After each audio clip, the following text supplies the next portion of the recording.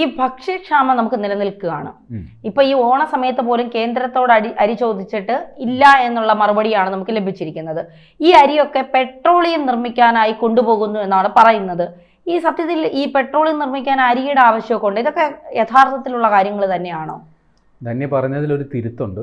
Petrol നിർമ്മിക്കാനല്ല, പക്ഷെ പെട്രോളിൽ ചേർക്കാനുള്ള ഒരു സാധനം നിർമ്മിക്കാനായിട്ട് ഈ അരി പോകുന്നു എന്നുള്ളത് വാസ്തവമാണ്.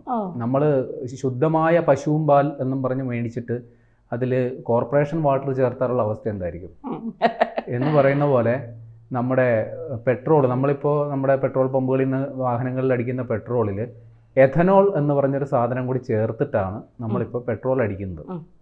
അത് ചിലയിടങ്ങളിൽ 10% വരെ ചേർക്കുന്നുണ്ട്, ചിലയിടങ്ങളിൽ അത് 20% വരെയാണ്. അതുകൊണ്ടുള്ള ഉദ്ദേശിക്കുന്നത്, ഇവർ അവകാശപ്പെടുന്നത് നമ്മുടെ വാഹനങ്ങളുടെ എഞ്ചിന് നല്ല പ്രവർത്തനക്ഷമത കൂടും, നല്ല പെർഫോമൻസ് ആയിരിക്കും എന്നൊക്കെയാണ്. അത് മാത്രമല്ല മറ്റൊരു അവകാശവാദം കൂടിയുണ്ട്. ഇത് ഈ മറ്റേ ഹരിത ഗൃഹവാതകങ്ങൾ പുറത്തുവിടില്ല വാഹനം, അതായത് അന്തരീക്ഷ മലിനീകരണം ഉണ്ടാക്കില്ല. എഥനോൾ കലർന്ന പെട്രോൾ ഉപയോഗിച്ച് കഴിഞ്ഞാൽ അന്തരീക്ഷ മലിനീകരണം കുറയും. ഇതൊക്കെയാണ് അവകാശവാദം. പക്ഷേ ഒരു കുഴപ്പമുണ്ട്. ഈ എഥനോൾ ചേർത്ത പെട്രോൾ ഉപയോഗിച്ച് കഴിഞ്ഞാൽ വാഹനങ്ങളുടെ മൈലേജ് കുറയും. കാരണം ഈ പെട്രോൾ വേറെ എഥനോൾ വേറെ.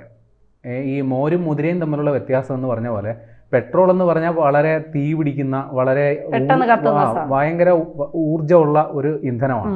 പക്ഷെ അതിൽ ചേർക്കുന്ന സത്യത്തിൽ പറഞ്ഞാൽ മായം, ഈ സ്വർണത്തിൽ ചെമ്പ് ചേർക്കുന്നെന്ന് പറയുന്നത് പോലെ ഈ എഥനോൾ ചേർത്ത പെട്രോളിന് മൈലേജ് കുറയാനുള്ള കാരണം അതാണ്. എഥനോൾ കമ്പാരിറ്റീവ്ലി പെട്രോളിനെ അപേക്ഷിച്ച് അത്ര വലിയ ഒരു ഊർജ്ജ സ്രോതസ് അല്ല. അതുകൊണ്ട് എഥനോൾ ചേർത്ത പെട്രോൾ ഉപയോഗിച്ച് കഴിഞ്ഞാൽ വലിയ മൈലേജ് ഒന്നും കിട്ടില്ല. നേരത്തെ ഉള്ള മൈലേജിനേക്കാൾ ഒരു 3-4 കിലോമീറ്റർ കുറയാനേ സാധ്യതയുള്ളൂ.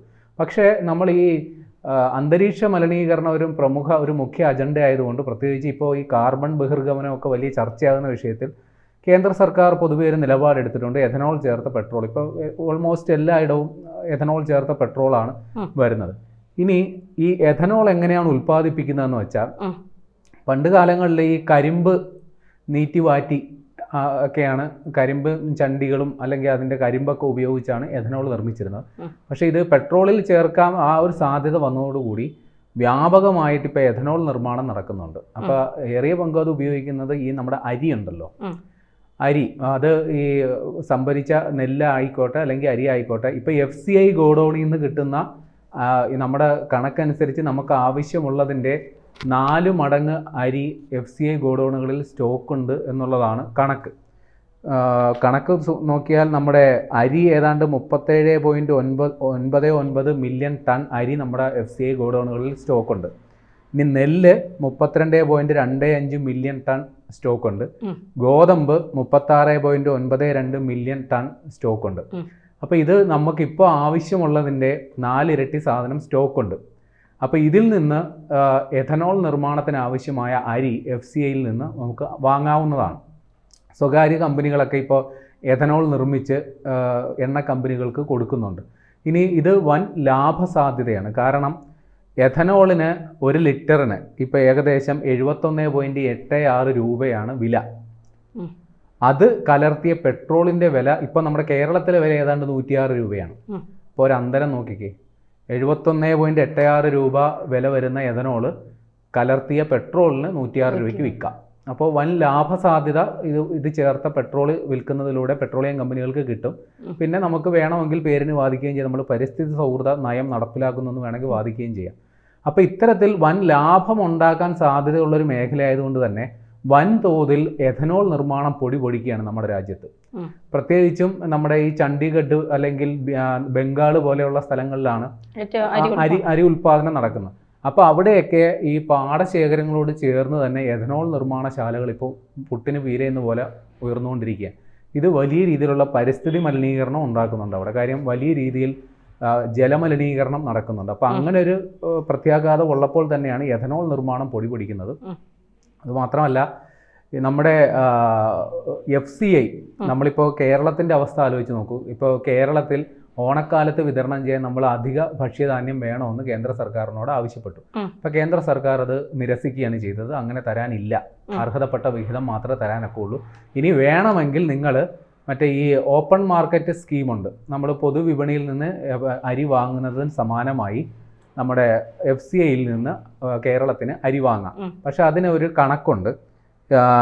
കിൻഡലിന് 2250 രൂപ, അതായത് കിലോ 22 രൂപ 50 പൈസ എന്ന് വേണമെങ്കിൽ ഏകദേശം കണക്കിലെടുക്കാം. അപ്പോൾ ഈ തുക കൊടുത്തിട്ട് വേണം ഇങ്ങനെ അധിക അരി വാങ്ങിക്കേണ്ടത്. എന്നാൽ പരമാവധി 32 ലക്ഷം ടണ്ണേ നമുക്ക് അങ്ങനെ വാങ്ങാനും പറ്റുള്ളൂ. എന്നാൽ ഈ കഴിഞ്ഞ കാലയളവ് വരെ ഈ എഥനോൾ നിർമ്മാണത്തിന് കൊടുക്കുന്ന അരിയുടെ വില 2800, കിൻഡലിന് 2800 ആയിരുന്നത് ഇപ്പോൾ കുറച്ചു 2250. അതായത് നമുക്ക് ഭക്ഷ്യ ആവശ്യത്തിന് വാങ്ങുന്ന അരിയുടെ അതേ വിലയ്ക്ക് തന്നെ ഈ അരിയും കിട്ടും. അപ്പോൾ എന്ത് പറ്റും? ആളുകളിപ്പോൾ ഈ അരി നമ്മുടെ FCI ഗോഡൗണിൽ നിന്നുള്ള ഈ അരി വാങ്ങാനായിട്ട് ഇപ്പോൾ ഇടിയാണ്. കാരണം ഈ അരി കൊണ്ടുപോയിട്ട് വേണം നമ്മുടെ എഥനോൾ നിർമ്മിക്കാൻ. എഥനോൾ നിർമ്മിച്ചത് പെട്രോളിൽ കലർത്തി ഭീമമായ ലാഭമുണ്ടാക്കാൻ. അപ്പോൾ ചുരുക്കി പറഞ്ഞാൽ നമ്മുടെ FCI ഗോഡൗണുകളിൽ 4 മടങ്ങ് അരി അല്ലെങ്കിൽ ഭക്ഷ്യധാന്യങ്ങൾ സ്റ്റോക്ക് ഉണ്ടെങ്കിലും നമ്മുടെ ആവശ്യങ്ങൾക്ക് തരാനായിട്ട് ഇല്ല.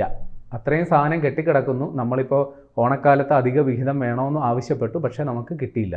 പക്ഷേ പൈസ കൊടുത്താൽ തരും. അതിപ്പോൾ എഥനോൾ നിർമ്മിക്കുന്ന കമ്പനിക്കാർക്കും കിട്ടും. കാര്യം അവർക്ക് ആ പൈസ കൊടുത്ത് വാങ്ങിയാൽ അതുകൊണ്ടുള്ള നേട്ടമുണ്ട്.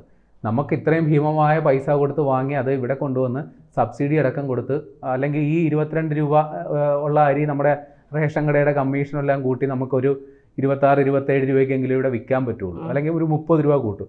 അപ്പോൾ ഏതാണ്ട് അതേ വിലയ്ക്ക് തന്നെ പൊതുവിപണിയിൽ ഒരു അത്യാവശ്യം ഗുണനിലവാരമുള്ള അരി കിട്ടും. അപ്പോൾ പിന്നെ നമ്മൾ ഈ റേഷൻ അരിയുടെ ഗുണനിലവാരം നമുക്കറിയാമല്ലോ. കിട്ടിയാൽ കിട്ടി, ഇല്ലെങ്കിൽ പോയി, ആ ഒരു അവസ്ഥ. ചില അരിയൊക്കെ നല്ലതായിരിക്കും, ചിലതൊക്കെ മോശമായിരിക്കും. ഇപ്പൊ കഞ്ഞി വെക്കാനൊക്കെ കിട്ടുന്ന ചമ്പാവ് പോലെയുള്ള അരിയൊക്കെ നമ്മുടെ കേരളത്തില് ഉൽപ്പാദിപ്പിക്കുന്ന നെല്ലാണല്ലോ.